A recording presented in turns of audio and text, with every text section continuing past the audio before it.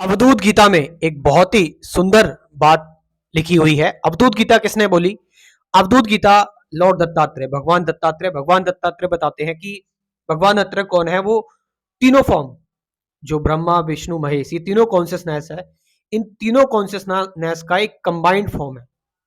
तो ब्रह्मा विष्णु महेश जो कि अपने आप में ही एक अलग कॉन्शियसनेस है, जब ये तीनों कॉन्शियसनेस एक साथ मर्ज हो जाती हैं तो भगवान दत्तात्रेय बन जाते हैं। तो दत्तात्रेय जो है वो अवधूत गीता में बहुत ही बढ़िया, बहुत ही सुंदर बात बोलते हैं कि the essence and the whole of Vedanta is this knowledge, this supreme knowledge.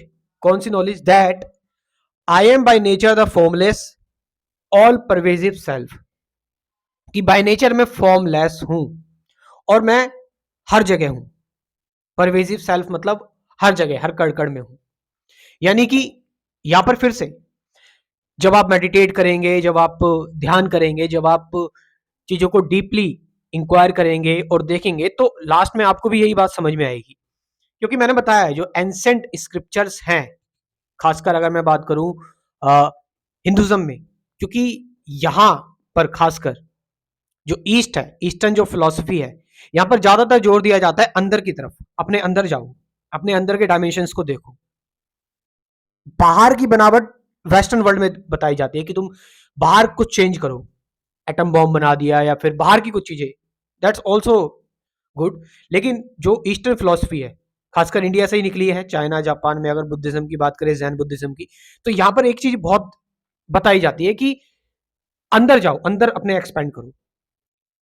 Ancient philosophers यही बताते थे। और जब आप करेंगे, अपने आप को जांचेंगे, तो आप भी यही बात ही कहेंगे कि यस, जो वेदांत का जो, अगर आप पूरी नॉलेज देखेंगे तो वही यही है कि बाय नेचर तुम फॉर्मलेस हो। जैसे पानी है, एक समुद्र है, समुद्र का कोई फॉर्म नहीं है। उसका छोर, उसका एंड, उसकी शुरुआत कहां तक है, कुछ नहीं कह सकते। बहुत डीप तक है समुद्र, कोई पूरा समुद्र नहीं जा सकता। तो समुद्र जो है वो पूरा कंप्लीट डीप जो है, उसकी उसकी कोई फॉर्म नहीं है। बाय नेचर तुम वो हो, लेकिन तुम एक वेव की फॉर्म में उठते हो। समुद्र में जब वेव उठती है, तरंगे उठती है, तुम उस वेव की फॉर्म में उठते हो। और वो जो वेव है, वो भले ही अपने आप को सोचे कि मैं समुद्र से अलग हूं, लेकिन है वो पानी ही, है वो वाटर ही, है वो उसके नीचे अंदर ही, उसके अंदर भी वही मॉलिक्यूल है। तो सारी कॉन्शियसनेस, अगर हम बात करें, हमारी बॉडी, हमारा शरीर भी जो है वो इनऑर्गेनिक मटेरियल से बना हुआ है। Hydrogen, carbon, oxygen. और हम देखें, ब्रह्मांड में जितनी भी चीजें हैं वो इन्हीं एलिमेंट से बनी हुई हैं, सारे इनऑर्गेनिक एलिमेंट्स, अजैविक पदार्थ। तो इससे हम कह सकते हैं कि हम हर जगह मौजूद हैं, हम हर जगह हैं, हर फॉर्म में हैं, हम वी आर एवरीवेयर। तो हम इससे क्या होगा कि फिर हम एक एक यूनिटी से चीजें देखने लगते हैं। हम खुद को हर जगह देखते हैं और फिजिकली फिर हम ऑब्जर्वर इज द ऑब्जर्व्ड बन जाते हैं।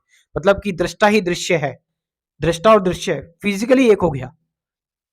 क्योंकि बाय नेचर अंदर से अगर बात करें एलिमेंट्री तौर पर, तो जो कंपोनेंट्स मेरे अंदर है वो बाहर भी सारी चीजों में कंपोनेंट्स है।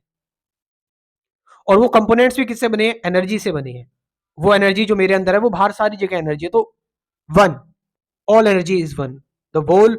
जैसे एंशिएंट फिलोसफर बताते हैं कि आत्मा अलग नहीं है, जीवात्माएं अलग अलग है, लेकिन आत्मा एक ही है और वो सारी मिलाकर एक है, हम सब की। वो तो मेरे में अलग आत्मा है, तुम्हारे में अलग आत्मा, उसके में अलग आत्मा नहीं है। कॉन्शियसनेस कंप्लीट है। जब वो कंप्लीट कॉन्शियसनेस काम करती है तो तुम काम करते हो। तो इससे हम ये ना सोचे कि हम इंडिपेंडेंट या फिर हम जो है वो डिवाइडेड हैं। ये थिंकिंग हमारे अंदर आती है जो कि सफरिंग क्रिएट करती है, जो सेल्फ क्रिएट होता है हमारे अंदर। लेकिन सेल्फ की सच्चाई है कि सेल्फ एवरीवेयर, हर जगह मौजूद है।